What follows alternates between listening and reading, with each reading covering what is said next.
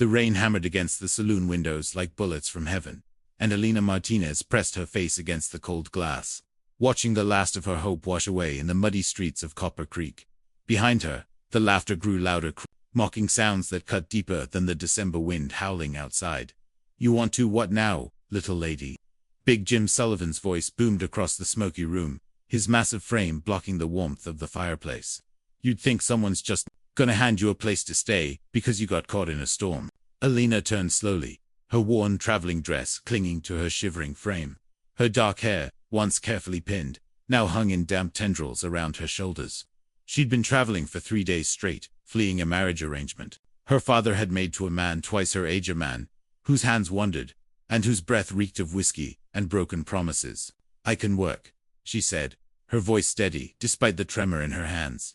"I can cook, clean, tend animals. I just need work." Martha Henley's shrill laugh cut through the air like a rusty blade. "Honey, look at yourself. You're nothing but a spoiled senorita who's probably never worked a day in her life. What makes you think any decent folk would take you in?" The other patrons joined in the cruel chorus. Elena's cheeks burned with humiliation, but she refused to lower her gaze. She'd endured worse than their mockery. At least these strangers weren't trying to force her into a bed she'd never chosen. "Please," she whispered, her pride crumbling like old parchment. "I have nowhere else to go." "Then maybe you should have thought about that before you ran away from whatever comfortable life you had." Big Jim sneered, taking a swig from his bottle. "We don't need another mouth to feed in this town, especially not some Mexican girl who thinks she's too good for honest work." Elena's fists clenched at her sides. She wanted to scream, to tell them about the bruises her father's chosen husband had already given her, about the way he'd cornered her in the barn, about the desperate escape she'd made with nothing but the clothes on her back and her mother's silver cross. But these people wouldn't understand. They saw only what they wanted to see. Thunder crashed overhead, and the saloon doors burst open with a bang that silenced every conversation. A figure stepped inside, water streaming from the brim of his hat, his long coat dark with rain. He moved with the quiet confidence of a man who'd faced down storms both natural and human. "Evening, folks," he said, his voice carrying a calm authority that made even Big Jim straighten up. His eyes steel gray like storm clouds swept across the room before settling on Elena. Something flickered in his gaze, something that made her breath catch. "Jake Morrison," Martha whispered, her earlier bravado evaporating. "Didn't expect to see you in town." Jake Morrison. Elena had heard whispers about him during her journey, the mysterious rancher who'd appeared in Copper Creek 5 years ago, with enough money to buy the largest spread in the valley. Some said he was running from something back east. Others claimed he was a former gunfighter trying to go straight. All agreed he was not a man to cross. His gaze never left Elena's face. "Seems like there's some kind of discussion going on here." "Nothing that concerns you, Morrison," Big Jim said, but his voice lacked its earlier swagger. "Just explaining to this girl that charity ain't exactly flowing in Copper Creek." Jake's eyes narrowed slightly. "Is that so?" He stepped closer to Elena, and she caught the scent of leather and rain, and something indefinably masculine that made her heart race. "Ma'am, you're looking for work?" Elena nodded, afraid to trust her voice. "Well then." Jake Morrison turned to face the room, his hand resting casually on his gun belt. "Looks like your problem's solved." The silence in the saloon stretched taut as a bowstring. Elena could hear her own heartbeat thundering in her ears, could feel the weight of every stare. In the room, Jake Morrison stood between her and the hostile crowd like a guardian angel, dressed in black leather and rain. "Now, hold on there, Morrison," Big Jim said, his voice tight with barely controlled anger. "You can't just waltz in here, and can't." "What?" Jake's voice was deceptively quiet, but Elena caught the steel beneath the silk. "Can't offer honest work to someone who needs it." "Since when did that become anyone's business but mine?" Martha Henley's face had gone pale as milk. "Jake, you don't know anything about this girl. She could be a thief, or worse. You can't just, I can do whatever I damn well please on my own land," Jake interrupted, his gray eyes never leaving Elena's face. "And right now, I'm offering this young lady a job." Elena's breath caught. She'd prayed for a miracle, but she hadn't dared hope for one that looked like Jake Morrison. He was tall and lean, with the kind of weathered handsomeness that spoke of days spent under the sun and nights spent under the stars. His dark hair was streaked with silver at the temples, and there were lines around his eyes that suggested he'd seen more than his share of both laughter and sorrow. "What kind of work?" she managed to ask, her voice barely above a whisper. "A ghost." of a smile touched the corner of his mouth. My housekeeper took ill last month and had to move back east to live with her daughter. I need someone to cook, clean, tend the house. It's hard work, but it's honest work, and it comes with room and board. You're crazy, Morrison, Big Jim snarled. Taking in some Mexican girl you don't know from Adam. She'll rob you blind and disappear in the night. Jake's expression didn't change, but Alina saw his jaw tighten. Funny thing about judgment, Sullivan usually says more about the person making it than the person receiving it. Alina felt tears prick her eyes, not from shame this time, but from gratitude so overwhelming it threatened to buckle her knees. Here was a man who'd looked at her and seen not a burden or a threat, but a person in need of help. I don't know what to say, she whispered. Say yes, Jake said simply. Unless you've got somewhere better to be. Alina thought of her father's house, of the marriage waiting for her there, of the man who'd already made it clear he considered her his property. She thought of the long road that had brought her here, of the money she'd spent on train tickets and stagecoach fare, of the dwindling coins in her reticule. Yes, she said, her voice stronger now. Yes, I accept. Jake nodded once, then turned back to the room. Well then, I'd say this matter's settled. This is a mistake, Morrison, Martha said, shaking her head. Mark my words, you'll regret this kindness. I've regretted a lot of things in my life, Jake replied, settling his hat more firmly on his head. But I've never regretted helping someone who needed it. He gestured toward the door. My wagon's outside. Unless you'd prefer to wait for the storm to pass. Alina grabbed her small carpetbag, everything she owned in the world, and followed him toward the door. The whisper started before they'd even reached it. Did you see the way he looked at her? This won't end well. Mexican girl like that, what's she really after? Elena's shoulders stiffened, but Jake's voice cut through the gossip like a blade. Folks seem to have a lot of opinions about things that don't concern them. The whispers died instantly. Outside, the storm had begun to ease, but the rain still fell in steady sheets. Jake's wagon waited under the narrow overhang of the saloon's porch, two sturdy horses standing patient in the traces. He helped Alina up onto the seat, his hand strong and steady, his touch purely respectful. Thank you, she said as he climbed up beside her. I don't know how to repay you for this kindness. Jake gathered the reins and glanced at her, something unreadable in his storm-gray eyes. Maybe you can start by telling me your name. Elena Martinez. Well, Elena Martinez, he said, urging the horses forward into the rain-soaked night. Welcome to the Triple M Ranch. As they rolled away from the saloon, Elena looked back once at the warm yellow squares of light in the windows. Inside, she knew, they were still talking about her, still predicting her failure, still convinced she was nothing but trouble in a pretty package. They had no idea that this rain-soaked night would be the beginning of something that would change, not just her life, but the very heart of Copper Creek itself.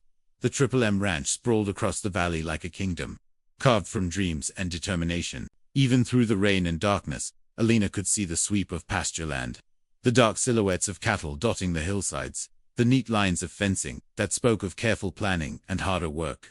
The ranch house itself rose from the landscape like something from a fairy tale, 2 stories of weathered timber and river stone, with a wraparound porch that promised lazy summer evenings and the kind of peace Alina had never known. Jake Morrison guided the wagon up the long drive, in companionable silence, the only sounds the creak of leather and the soft splash of wheels through puddles. Alina found herself stealing glances at his profile, wondering what had brought a man like him to this remote valley, what ghosts lived behind those storm-gray eyes. It's beautiful, she said softly as they approached the house. It's home, Jake replied, and something in his voice made Alina think that hadn't always been the case for him.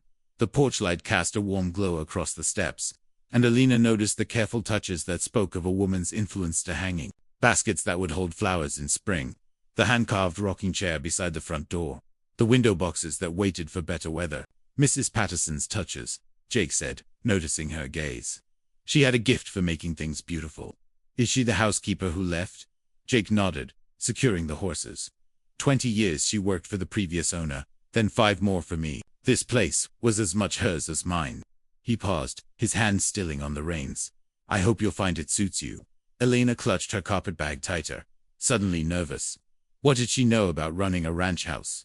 Her father had kept servants for the heavy work, and her brief engagement had been spent learning embroidery and piano, not practical skills. but she'd learned to cook out of necessity during her flight, had cleaned her own clothes, and mended her own tears.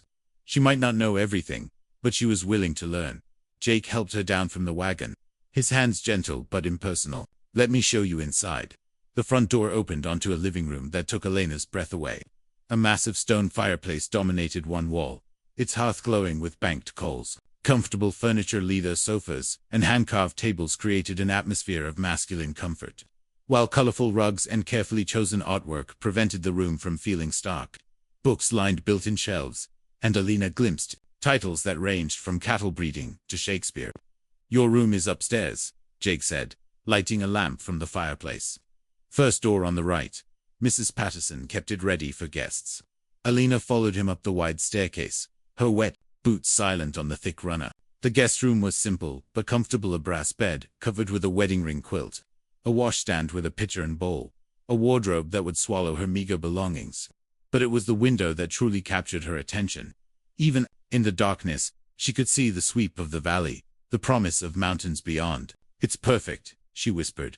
Jake set the lamp on the bedside table. "There's a connecting bathroom through that door. You'll share it with the room next door, but that's my office, so you'll have privacy. Kitchen's downstairs, back of the house.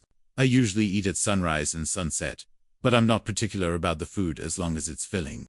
Elena nodded, suddenly overwhelmed by the reality of her situation. This morning she'd been running from a nightmare, and now she was standing in a dream she'd never dared to hope for. "Mr. Morrison," she began, but he held up a hand. "Jake, just Jake. And before you say anything else, I want you to know that I expect nothing from you except honest work. You have my word as a gentleman that you'll be safe under this roof." Elena's throat tightened. "Why? Why did you help me when everyone else turned away?" Jake was quiet for a long moment, his gaze fixed on something beyond the rain-streaked window. "Because I know what it's like to need a second chance," he said finally. "And because everyone deserves a place where they can catch their breath and figure out what comes next." He moved toward the door, then paused. "Elena, whatever you're running from, it won't find you here. That's a promise." After he left, Elena sank onto the bed, her hands shaking with delayed reaction. She'd done it. She'd actually done it. She was free of her father's house, free of the marriage that would have destroyed her soul, free to become whatever she chose to be. Outside, the storm finally began to break, and shafts of moonlight pierced the clouds. Elena rose and went to the window, pressing her palm against the cool glass. Somewhere in the darkness, Jake Morrison was probably settling the horses, checking the stock, doing the 100 small tasks that kept her ranch running. Tomorrow, she would begin earning her place here. She would prove to Jake Morrison that his faith in her hadn't been misplaced, that she was more than the pampered girl the people in town believed her to be. But tonight, for the first time in months, Elena Martinez was truly safe. Dawn came soft and gray over the Triple M, painting the valley in shades of pearl and silver. Elena woke to the sound of horses nickering in the distance, and the low murmur of Jake's voice as he spoke to them. She dressed quickly in her second-best dresser, practical blue calico, that had seen better days, and made her way downstairs, determined to prove her worth from the very first morning. The kitchen was a revelation, spacious and well-organized, with a massive cast-iron stove that radiated warmth, open shelves lined with dishes and supplies, and a table large enough to feed a dozen hungry ranch hands. Sunlight streamed through gingham curtains, and Elena could see Jake through the window, leading a magnificent black stallion toward the corral. She found bacon and eggs in the pantry, coffee beans in a tin canister, and fresh bread wrapped in a clean towel. Her hands moved automatically, drawing on skills she'd learned from her grandmother before her father decided such work was beneath his daughter. Within minutes, the kitchen filled with the aroma of sizzling bacon and strong coffee.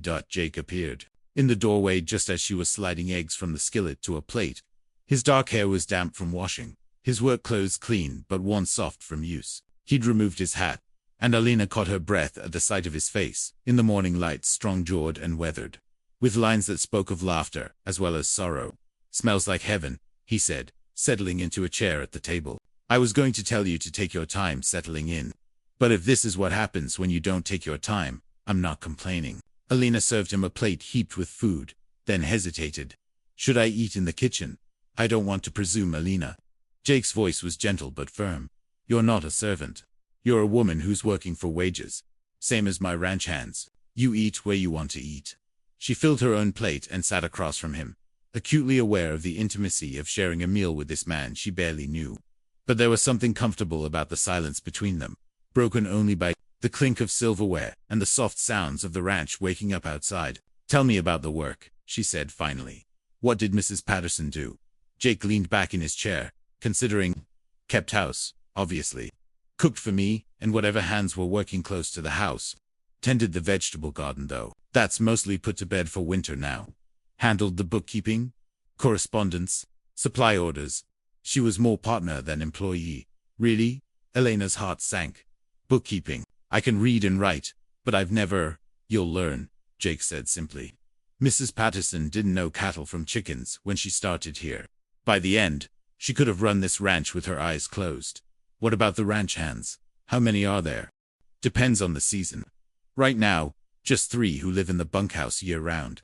Come spring, we'll hire on more for branding and driving cattle to market." Jake studied her face. "You worried about cooking for a bunch of cowboys?" Elena lifted her chin. "I'm worried about doing a good job." "I won't let you down, Jake." Something flickered in his gray eyes. "Approval, maybe, or respect. I don't think you will."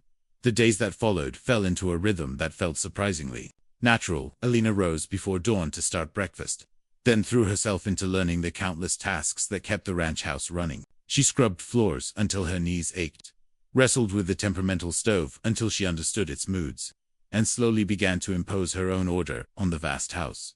The 3 ranch hands, grizzled old Pete, quiet young Tommy, and Miguel, who reminded her painfully of her brother back home, were initially suspicious of the new housekeeper, but Elena's cooking won them over quickly, and her willingness to help with everything from mending shirts to doctoring minor injuries earned their respect.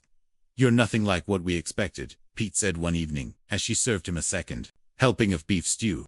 "Word in town was that you were some spoiled rich girl who'd never worked a day in her life." "Word in town seems to be wrong about a lot of things," Elena replied, refilling his coffee cup. Miguel nodded thoughtfully. "My mama always said you can tell a person's character by how they treat the people who can't do anything for them. You treat us like we matter." "You do matter," Elena said, surprised by the vehemence in her own voice. "Every person who works this ranch matters." It was Jake who overheard this conversation from the doorway. Jake who met her eyes across the room with an expression she couldn't quite read. Later, after the hands had returned to the bunkhouse and the dishes were done, he found her in the kitchen, kneading bread for tomorrow's breakfast. "You're settling in well," he said, leaning against the doorframe. "I'm trying." Elena's hands never stopped working the dough. "I know I have a lot to learn. We all do." Jake moved closer, and Elena caught the scent of leather and horses and something uniquely masculine that made her pulse quicken. "Elena, I need to ask you something, and I want you to be honest with me." Her hands stilled on the dough. "What? Are you running from the law? From a husband? From something that's going to bring trouble to my door?" Elena looked up at him, meeting his steel-gray gaze directly. "I'm running from a marriage my father arranged to a man who thinks he owns me. A man who's already made it clear what he expects from his wife, whether she's willing or not." Jake's jaw tightened. "Your father knows where you are. He knows I took the train west. He doesn't know where I got off, or where I've been since." Elena's voice dropped to a whisper. "I can't go back, Jake. I'd rather die first." For a long moment, Jake stood silent, his gaze searching her face. Then he nodded once, sharp and decisive. "Then, you won't go back. This is your home now, Elena, for as long as you want it to be."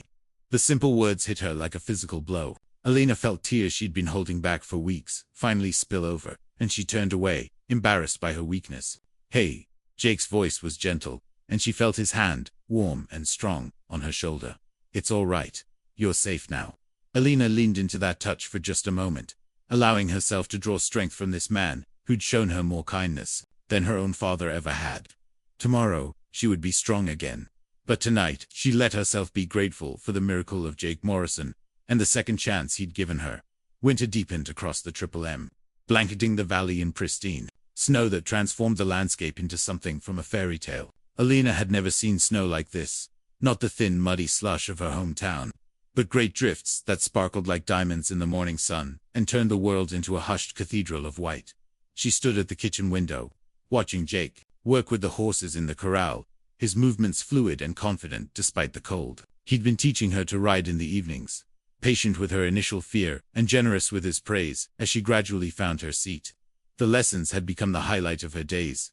Those golden hours when the work was done and they could focus on nothing but the rhythm of the horse beneath her and Jake's steady voice calling encouragement. "You're watching him again," Miguel said, entering the kitchen with an armload of firewood. His dark eyes sparkled with mischief. "That's the third time this morning." Elena's cheeks burned. "I'm just planning the day's work." Miguel set the wood by the stove and grinned. "And I'm just planning to marry the governor's daughter." Before Elena could respond, Jake's voice called from the back door. "Elena, could you come out here for a minute?" She grabbed her shawl and hurried outside, her breath forming clouds in the crisp air. Jake stood beside the corral fence, his expression serious. "What's wrong?" she asked. "Nothing's wrong." Jake's mouth curved in a slight smile. "I have something to show you." He led her to the barn, and Elena gasped at what she saw inside. In the largest stall stood a beautiful mare, her coat a rich chestnut that gleamed in the lamplight. The horse turned at their approach, dark eyes gentle and intelligent. "She's gorgeous," Elena breathed. "Whose is she?" "Yours," Jake said simply. Elena's heart stopped. "Mine. But I don't have money too." "She's not for sale," Jake interrupted. "She's a gift. Her name is Esperanza Hope." "Jake, I can't accept this. She's worth exactly what I choose to give her to," Jake said firmly. "Elena, you've been here 2 months. You've worked harder than any housekeeper I've ever known. You've turned this house into a home, and you've never once complained or asked for anything beyond your basic wages. You've earned this." Elena reached out tentatively to stroke the mare's neck, tears blurring her vision. "She's beautiful. She's gentle and smart, perfect for a new rider. And she's yours, Elena. No one can take her from you." The emphasis on those last words made Elena look up at him sharply. Jake's gray eyes were intense, almost fierce, and she realized he understood exactly what this gift meant to her. Not just a horse, but freedom, independence, the power to leave if she ever needed to. "Thank you," she whispered. That evening, after dinner was served and the dishes washed, Elena found herself in the living room with Jake, both of them drawn to the warmth of the fire. It had become their habit on cold nights, Jake working on account books or correspondence, while Elena mended clothes or read from his extensive library. "Jake," she said, setting down her sewing, "why did you really hire me?" He looked up from his ledgers, his expression thoughtful. "I told you, I needed a housekeeper. You could have hired someone from town. Someone they knew, someone they trusted. Why take a chance on a stranger?" Jake set down his pen and leaned back in his chair. "Because I've been a stranger myself. When I first came to Copper Creek, I was running from something not a marriage, but other things. Mrs. Patterson was the only person who gave me a chance, who saw past the gossip and the suspicion to the man I was trying to become." "What were you running from?" For a long moment, Jake stared into the fire. "My family had money, back east, old money, the kind that comes with expectations and obligations. I was supposed to marry well, take over the family business, live the life they'd planned for me. But I had other ideas." "What kind of ideas?" "I wanted to build something with my own hands. I wanted to work land that belonged to me, not because of my family name, but because I'd earned it. So I left, took my inheritance, and disappeared one night. Came west, where nobody knew who I was or where I'd come from." Elena studied his profile, seeing the strength in his jaw, the determination in his eyes. "Do you regret it?" "Never." Jake's voice was firm. "This ranch, this life, it's the only thing I've ever done that felt completely mine. The only choice I've ever made that felt completely right. Your family must have been furious. They cut me off, told everyone I was dead to them. I haven't spoken to them in 8 years." Jake's smile was rueful. "Funny thing is, I'm happier now than I ever was back there. Turns out money can't buy the kind of satisfaction that comes from building something real." Elena felt a warmth in her chest that had nothing to do with the fire. "I understand that feeling. Do you?" "These past 2 months, working here, learning to be useful, it's the first time in my life I've felt like I had value beyond my father's name or my potential as someone's wife. I've never been happier." Jake's gaze intensified. "Elena, there's something I need to tell you. I've been getting letters from town, from people who think they know what's best for me. They're saying I should send you away, that it's not proper for a single woman to live alone with a bachelor. They're threatening to make trouble." Elena's heart sank. "I could move to town, find a room." "No." Jake's voice was sharp. "This is your home. I won't let a bunch of gossips drive you away from the place where you belong." Then what do we do? Jake stood and began pacing, his hands clasped behind his back. There's one solution that would silence all the talk permanently. What's that? He stopped pacing and turned to face her, his gray eyes serious. We could get married. Elena's breath caught. Married. It would be a business arrangement, Jake said quickly. A marriage of convenience to protect both our reputations. You'd have security, protection, a permanent place here. I'd have a wife to satisfy the town's sense of propriety. We'd both get what we need. Elena's heart hammered against her ribs. The practical part of her mind recognized the wisdom in his proposal, but another part apart. She'd been trying to ignore, wanted to ask what he felt for her, beyond friendship and respect. Think about it, Jake said gently. You don't have to decide tonight. But Elena, I want you to know that whatever you choose, you'll always have a home here. That's a promise. As he left the room, Elena remained by the fire, staring into the flames and wondering if she dared to hope for more than security and protection. Wondering if somewhere in Jake's practical proposal lay the seeds of something deeper. Something that could grow into the kind of love she'd dreamed of, but never dared to expect. 3 days passed before Elena found the courage to give Jake her answer. 3 days of stolen glances across the dinner table, of conversations that felt charged with unspoken possibilities. Of nights spent staring at the ceiling and wondering if she was about to make the biggest mistake of her life for the best decision she'd ever made. On the third morning, she woke to find a bouquet of winter roses on the kitchen table, hothouse flowers. That must have cost a fortune to have delivered from Denver. The note beside them was written in Jake's careful script, because you deserve beautiful things, no matter what you decide. Elena pressed the flowers to her face, breathing in their impossible sweetness, and felt her last defenses crumble. She'd been trying to convince herself that Jake's proposal was purely practical, that he felt nothing for her beyond friendship and respect. But practical men didn't spend a fortune on roses for their housekeepers. She found him in the barn, currying Esperanza with long, gentle strokes. The mare whickered softly at Elena's approach, and Jake looked up, his gray eyes guarded. Thank you for the flowers, Elena said softly. They're beautiful. You're welcome. Jake's voice was carefully neutral. Have you thought about what we discussed? Elena's heart hammered against her ribs. I haven't. She took a deep breath, gathering her courage. Before I answer, I need to know something.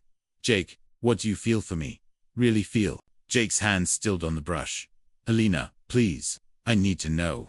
Is this really just about stopping the gossip, or is there something more? For a long moment, Jake said nothing. Then he set down the brush and turned to face her fully. You want honesty? I want honesty. From the moment I saw you in that saloon, soaked to the skin and standing up to that crowd of bullies, I felt something I hadn't felt in years. From the first morning I woke up to the smell of your cooking, the sound of your voice in my kitchen, I knew my life had changed. Jake's voice grew rougher. Every day since then, I've been trying to tell myself it was just gratitude, just friendship, but I've been lying to myself. Elena's breath caught. Jake, I'm in love with you, Elena. I've been in love with you since that first night. And it's been driving me crazy trying to figure out how to tell you without scaring you away. Jake's laugh was harsh. So I proposed a marriage of convenience, because I was too much of a coward to tell you how I really feel. Elena stepped closer, her heart soaring. What if I told you I feel the same way? Jake's eyes widened. Do you? I love you, Elena whispered. I've loved you since you stood up for me in that saloon, since you brought me here and made me feel like I had value. I've been terrified to admit it, because I thought you were just being kind. Jake reached for her then, his hands cupping her face with infinite gentleness. Elena, will you marry me? Not for convenience, not to stop gossip, but because I love you and I want to spend the rest of my life proving it to you every single day. Yes, Elena breathed. Oh, yes. Jake's mouth came down on hers, and Elena felt her world shift on its axis. This was nothing like the brutal, demanding kisses her father's choice had tried to force on her. This was gentle and sweet and full of promise, a kiss that spoke of love and respect and forever. When they finally broke apart, both breathless, Jake rested his forehead against hers. I want to do this right, he said. I want to court you properly, have a real wedding, not some rushed ceremony to silence the gossips. The gossips will talk no matter what we do, Elena pointed out. They'll say I trapped you, that you're making a mistake. Jake's jaw tightened. Let them talk. I know what I feel, and I know what you're worth. Anyone who can't see that isn't worth our time. When Elena asked, when do you want to get married? Tomorrow wouldn't be too soon for me, Jake said with a smile. But I suppose we should wait for spring.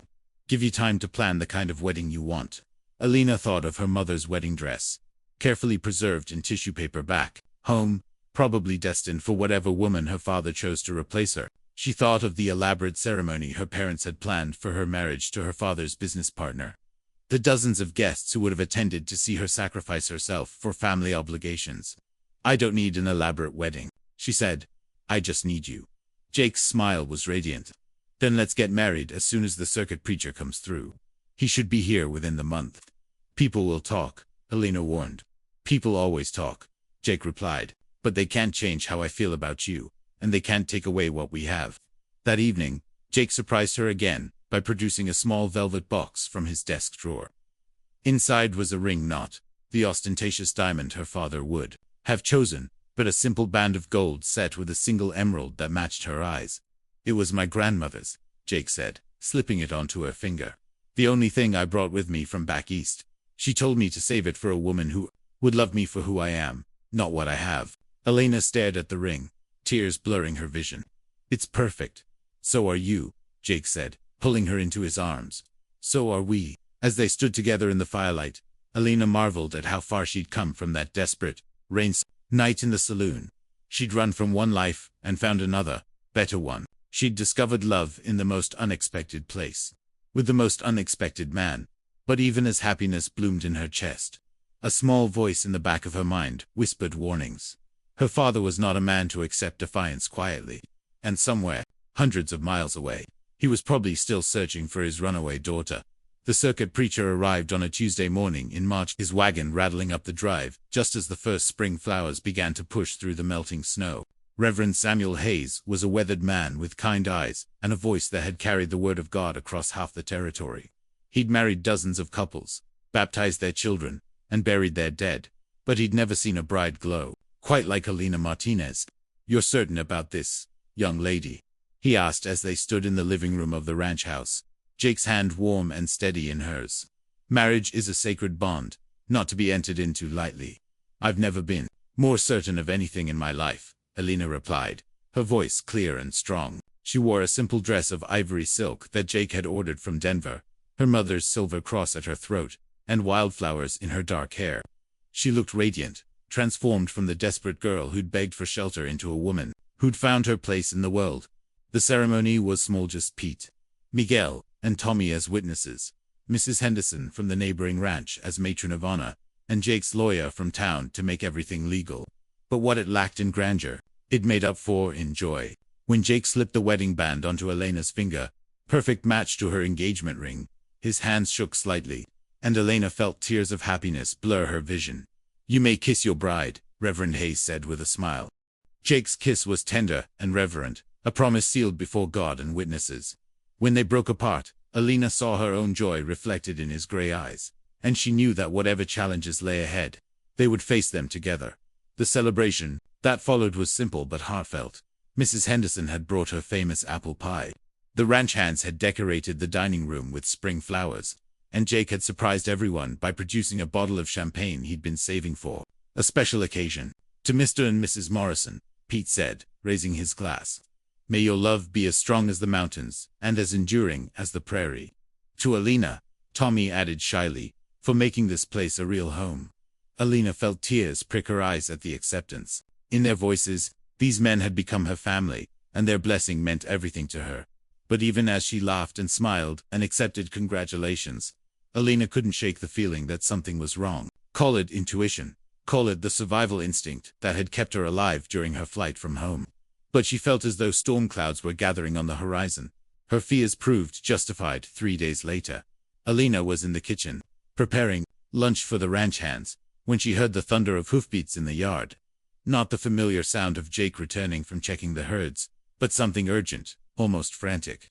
She wiped her hands on her apron and hurried to the window, her heart sinking at what she saw. For men on horseback had pulled up in front of the house, their mounts lathered with sweat and foam. The leader was a man she'd hoped never to see again, her father's business partner and her former intended husband, Raymond Castellanos. His face was flushed with anger and exhaustion, his expensive clothes wrinkled and travel-stained. Alina, his voice boomed across the yard. Alina Martinez, Come out here, this instant. Elena's hand shook as she untied her apron. Through the window, she could see Jake emerging from the barn, his face hard and dangerous as he took in the scene. What's your business here? Jake called, his hand resting casually on his gun belt. My business is with that girl, Raymond snarled. She's my fiancée, and she's coming home with me. I don't see any girl here, Jake replied calmly. I see my wife. Raymond's face turned purple. Your wife? That's impossible. She's engaged to me. Her father signed the contract. Then her father will have to find another way to pay his debts, Jake interrupted. Because Elena Martinez is now Elena Morrison, and she's not going anywhere. Elena forced herself to step onto the porch, her chin held high, despite the fear clawing at her chest. Hello, Raymond. Raymond's eyes raked over her, taking in her wedding dress, the ring on her finger, the way she stood close to Jake's side. You little fool, he spat. Do you have any idea what you've done? Your father is ruined because of your selfishness. He owes me $50,000, and your marriage to me was the only way he could pay it. Then he should have thought of that before he gambled away his fortune, Elena replied coldly. I'm not responsible for his debts. You are when you're the collateral. Raymond's voice rose to a shout. You think you can just run away and play house with some cowboy? You belong to me, Elena. You always have. Jake stepped forward, his gray eyes like winter storms. Mister, you've got about 10 seconds to get off my land before I throw you off. You have no legal right to her, Raymond sneered. She was contracted to me before she was contracted to you. I have papers. You have papers that aren't worth the ink they're written in, Jake's lawyer said, stepping out of the shadows where he'd been listening. Mr. Morrison, I took the liberty of researching this matter after you told me about your wife's past. A father cannot legally contract his adult daughter into marriage without her consent, especially not to settle his own debts. Any such contract is void. Raymond's face went white, then red. I don't care about legal technicalities. She's mine, and I'm taking her home. Over my dead body, Jake said quietly, and something in his voice made all four men reach for their guns. Elena stepped between them, her heart pounding. Stop. There's been enough violence in my life. I won't have it in my home. She turned to face Raymond, drawing strength from Jake's presence behind her. I'm not the same girl who ran away from her father's house. I'm a married woman with a husband who loves me and a life I've built with my own hands. You can't force me to go with you, and even if you could, you'd never have the woman you think you're entitled to. That woman never existed. Your father will disown you, Raymond said, his voice ugly with frustration. You'll never see a penny of his money. Good, Elena replied. I don't want his money. I want my freedom, my dignity, and my right to choose my own path. Those are things you can't buy, Raymond, and things you can't take away. For a moment, the two men stared at each other across the yard. Raymond, with his hired guns, and his sense of entitlement, Jake with his quiet strength and his absolute certainty. Elena held her breath, wondering if this confrontation would end in bloodshed. Then Raymond seemed to deflate, the fight going out of him as he realized he'd lost. This isn't over, he said, but his voice lacked conviction. Yes, it is, Elena said firmly. Go home, Raymond. Find another way to get your money from my father. But leave me out of it. As the four men rode away, Elena felt Jake's arms come around her from behind, strong and protective. You all right? He murmured against her hair. I am now, she said, leaning back against his chest. I was so afraid they'd try to force me to go with them. They would have had to kill me first, Jake said simply. And I'm not that easy to kill. Elena turned in his arms, seeing the fierce protectiveness in his gray eyes, the absolute certainty that he would defend her against anything. I love you, she whispered. I love you too, Jake replied, his voice rough with emotion. And I promise you, Elena, no one will ever take you away from me. This is your home, and I'm your husband, and that's the end of it. As they stood together in the afternoon sun, Elena felt the last of her fears fade away. She was Elena Morrison now, wife of Jake Morrison, mistress of the Triple M Ranch. The frightened girl who'd begged for shelter in a saloon was gone forever, replaced by a woman who'd found her strength and her place in the world. Summer came to the Triple M in a rush of green grass and wildflowers, bringing with it a sense of renewal and possibility that seemed to infuse every corner of the ranch. Elena threw herself into the work of making the place truly theirs, planting a vegetable garden that would feed the ranch hands through the winter, establishing flower beds that transformed the austere ranch house into something welcoming and beautiful. Jake watched her with wonder as she blossomed into her role as a ranch mistress. The tentative girl who'd arrived in the storm had become a confident woman who could manage a household, doctor sick cattle, and charm the most difficult suppliers in town. She'd learned to keep the books with a precision that impressed even Jake's lawyer, and her ability to stretch a dollar had already saved the ranch hundreds of dollars in unnecessary expenses. "She's a natural," Pete observed one evening as they watched Alina directing the construction of a new chicken coop. "Never seen anyone take to ranch life so quick." "She was born for this," Jake replied, pride evident in his voice. "Born for this life, this place." But it was the private moments that Jake treasured most. The quiet mornings, when Alina would wake before dawn to start breakfast, humming softly as she worked. The evenings when they would sit on the porch, Elena's head on his shoulder, watching the sunset paint the mountains in shades of gold and crimson. The nights when she would curl against him in their bed, her body warm and willing, her love a gift he never tired of receiving. "I never knew I could be this happy," Elena confided one night as they lay entwined in the darkness. "I never knew love could feel like this." "Like what?" Jake asked, his fingers tracing lazy patterns on her bare shoulder. "Like coming home," Elena said simply. "Like finding the other half of my soul." Jake's arms tightened around her. "I know exactly what you mean." As summer deepened, Alina made another discovery that filled her with joy and anticipation. She was pregnant. She chose to tell Jake on a golden evening in July, after a day spent helping with the haying. They were sitting on the porch, sharing a glass of lemonade, and watching the ranch hands play horseshoes in the fading light. "Jake," she said, her voice soft with wonder, "I have something to tell you." He turned to look at her, perhaps catching something in her tone. "What is it?" Alina took his hand and placed it on her still flat stomach. "We're going to have a baby." Jake's eyes widened, then blazed with joy. "A baby, are you sure?" "I'm sure. The doctor in town confirmed it yesterday." Jake swept her into his arms, spinning her around until she laughed and protested. "Alina, this is incredible. When February, if my calculations are right. A winter baby." "A winter baby," Jake repeated, his voice filled with awe. "Our baby." The news spread through the ranch like wildfire, and Alina found herself surrounded by the protective care of the ranch hands. Pete began carving a cradle from a piece of cherry wood he'd been saving for something special. Miguel's wife, Maria, arrived from town with armloads of fabric and patterns for baby clothes. Even Tommy, shy and awkward around women, began bringing Alina wildflowers every morning, claiming they were good for the baby's health. But it was Jake's reaction that touched Alina most deeply. He became absurdly protective, hovering over her as though she were made of spun glass, insisting she rest more, eat more, work less. He read every book on pregnancy and childbirth he could find, turning their evenings into educational sessions. That left Alina both amused and deeply moved by his dedication. "You know, women have been having babies for thousands of years without instruction manuals," she teased one evening as he consulted yet another medical text.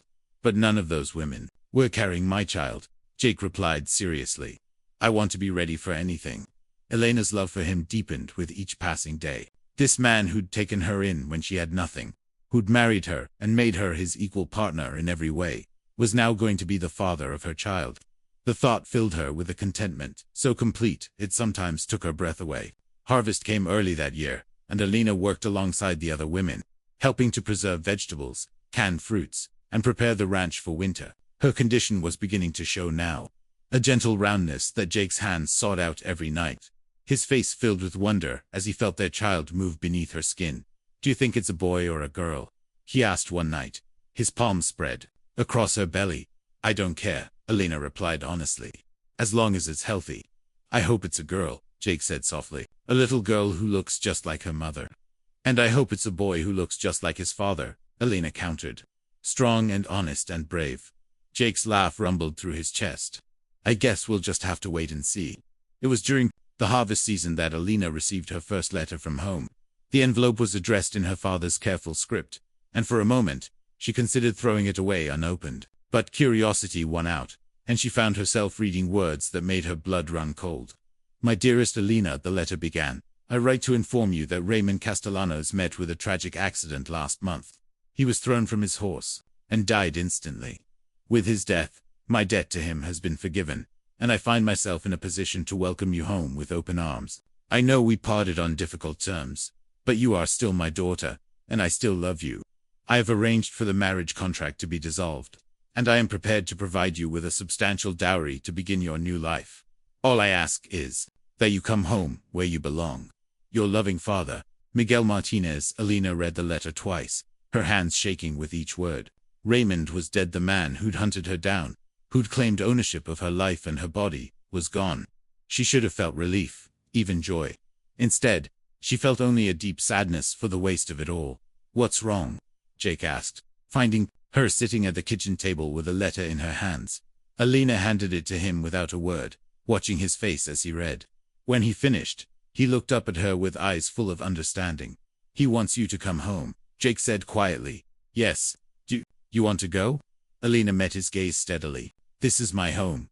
You are my home. Our child will be born here, raised here, loved here. I have no interest in returning to a life I never wanted in the first place." Jake's relief was visible, but he pressed on. "Alina, he's offering you a dowry, security, a chance to reconnect with your family." "I have security," Alina said firmly.